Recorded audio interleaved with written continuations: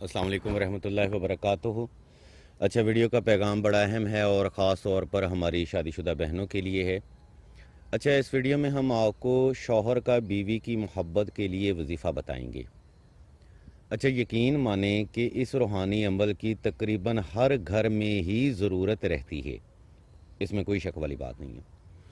अक्सर जो शौहर हैं वो शायद थर्ड पार्टी की वजह से अपनी बीवी की तरफ तवज्जो नहीं करते, या ससुराल वालों के कहने के ऊपर अपनी बीवी को शायद पाँव की जूती समझते हैं, जिसकी वजह से ये होता है कि मियाँ बीवी के बाहमी मामलात में मुदाखलत होना शुरू हो जाती है, डिस्टर्बेंस होना शुरू हो जाती है, या छोटी छोटी बात के ऊपर शौहर का मूड जो है वो ख़राब हो जाता है या बीवी का मूड जो है वो ख़राब हो जाता है।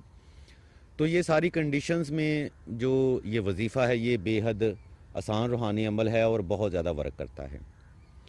अच्छा, आम तौर पे इस वजीफ़ा के लिए ना मतलब जो बहनें रिक्वेस्ट करती हैं उनकी मुदाखलत होती है या थर्ड पार्टी की इन्वॉल्वमेंट ज़्यादा होती है, जिसकी वजह से जो है वो बहनें ये अमल करने के ऊपर मजबूर नज़र आती हैं। हम सबसे पहले आपको ये अमल बता देते हैं बग़ैर वक्त ज़ाया किए, ताकि आपको अमल की समझ आए, और इसके नेक्स्ट सेशन में हम आपको इसका मुकम्मल तरीका भी समझाएंगे। अच्छा, अमल कुछ इस तरह से है। या हुब्बे आलम हाज़र करबुत काफ ककरा का, या वदूदो, या नसीरो, या हयो या कयूम। अच्छा, ये हुब के अमलियात में 3 इसमें आज़म का अमल है। बड़ा ज़बरदस्त रूहानी अमल है और इस अमल की आम इजाज़त भी है और इस अमल के बहुत ज़्यादा बेनिफिट्स भी आपको मिलेंगे। कापी पेंसिल पास रख लें, मैं दोबारा फिर से दोहरा देता हूँ। या हुब्बे आलम हाज़र करबुत काफ ककरा का, या वदूदो, या नसीरो, या हयो या कयूम। इस अमल को आपने 2 रकात सलातुल हाजत नफल और हस्बे तफीक सदका से शुरू करना है। अमल के लिए आपने ख़ास तन्हाई का इंतज़ाम करना है। वक़्त फ़जर कर लें या वक़्त तहज्जुद कर लें, या कोई ऐसा वक़्त कर लें जिसमें कोई भी बच्चे या कोई भी इंसान आपको आवाज़ दे के डिस्टर्ब ना करे।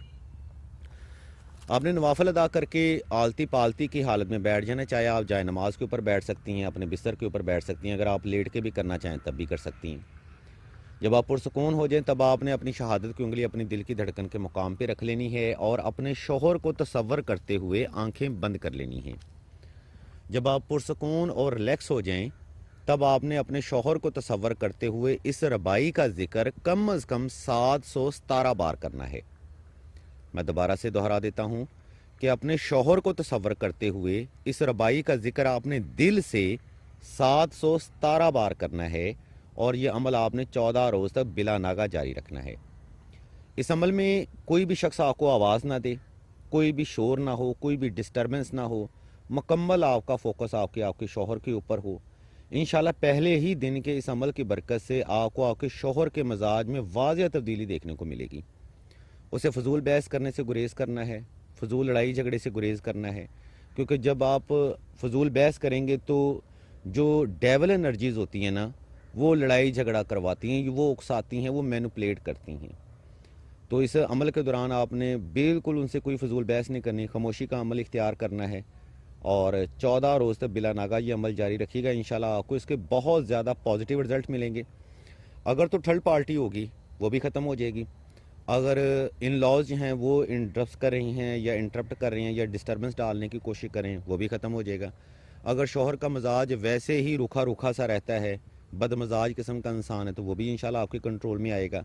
लेकिन शर्त फ़कत इतनी है कि आपने इस अमल को मुकम्मल तवज्जो के साथ परफॉर्म करना है। 14 रोज़ तक ये अमल आपने बिला नागा जारी रखना है। 14 रोज़ के बाद आपने हस्बे तफ़ीक कुछ मीठा तकसीम कर देना है बच्चों में, या 5 बच्चों में तकसीम कर दें। मीठी टॉफ़ियाँ जो हैं वो भी आप दे सकते हैं 5, अगर जेब में गुंजाइश कम है तो इंशाल्लाह आपको इसके बहुत ज़्यादा पॉजिटिव रिज़ल्ट और उम्दा रिज़ल्ट देखने को मिलेंगे। यहाँ तक ये अमल तमाम होता है। अगर आप अमल के बारे में कोई मज़ीद कोई सवाल करना चाहते हों या कोई रूहानी मसला डिस्कस करना चाहते हों तो आप सईदा से रब्ता कर सकते हैं। सईदा इंशाल्लाह आपको आपके हर रूहानी मसले का हल मुकम्मल राजदारी के साथ फराहम करेंगी। हम अल्लाह के हुज़ूर दुआ करते हैं कि तमाम मुसलमानों को अपने हिफ्ज़ ईमान में रखें और तमाम मुसलमानों के तमाम नेक और जायज़ हजात को सदका मोहम्मद वाले मोहम्मद की निस्बत से जल्द पूरा फरमाएँ। जज़ाकुल्लाह खैर जी।